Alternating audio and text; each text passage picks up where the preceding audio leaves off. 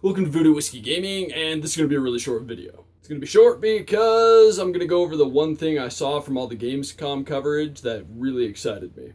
Unfortunately, I didn't get to pay too close of attention to Gamescom, but I did see one thing that really excited me, and that is Homefront 2.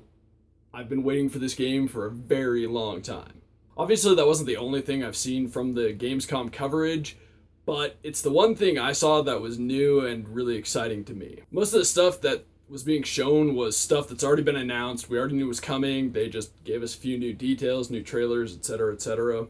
But Homefront 2, I honestly thought was dead in the water. So to see that it is still alive makes me really excited. Now, admittedly, what they showed was the single player, and that didn't get me quite as excited as, say, the multiplayer would have.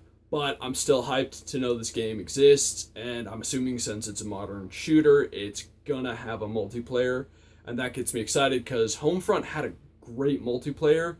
It just wasn't quite where it needed to be. Homefront 1's multiplayer was this kind of awesome combination of Call of Duty and Battlefield, and that's awesome. I've always wanted something like that. I liked that you had basically the kill streaks slash support streaks, but in a Battlefield setting, because I've always loved the huge open world part of Battlefield, but I've always loved that you're rewarded for your combat in Call of Duty, so marrying those two was an awesome concept. Now I say awesome concept because it wasn't necessarily done well in the game. They tried really hard, but the game suffered a lot of issues, wasn't completely balanced, the graphics weren't that good, which led to a lot of problems in a Battlefield setting when you don't have the draw distance you need to kill your enemies at those distances.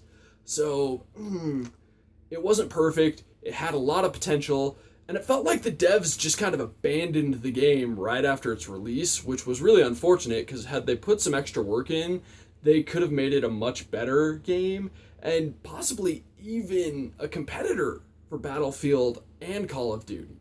As for the single player, I was a little disappointed they didn't show a lot more gameplay because it looked really interesting. It looked like there was a lot more open world elements to it. I don't know if that's real or if that was just in my mind, but I would have liked to know. Like I said, this is going to be a pretty short one. I have to say I'm not really disappointed with Gamescom, but there's a few things that disappointed me. I would have liked to have seen a lot more new stuff. I mean, Homefront 2 and Mafia 3, and that's all that really pops out at me, so they didn't show off enough to really get me super duper hyped. But all at once, they gave me details regarding games that I was already excited for, so that was pretty nice. What's the coolest thing you've seen from Gamescom? Why don't you let me know in the comments below. Thanks for watching, and if you enjoyed the video, please hit that like button, and if you like what I'm doing in general, subscribe. Have a good one.